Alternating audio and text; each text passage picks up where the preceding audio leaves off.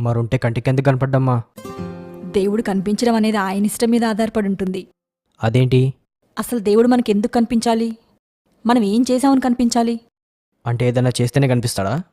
ఏదైనా మంచి చేస్తేనే. చాలాసార్లు మంచి చేశాగా, మరెందుకు కనపడలేదు?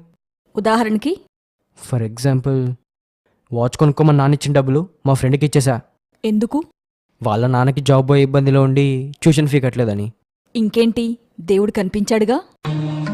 ఎలా? నీకు కాదు, నీ ఫ్రెండ్కి.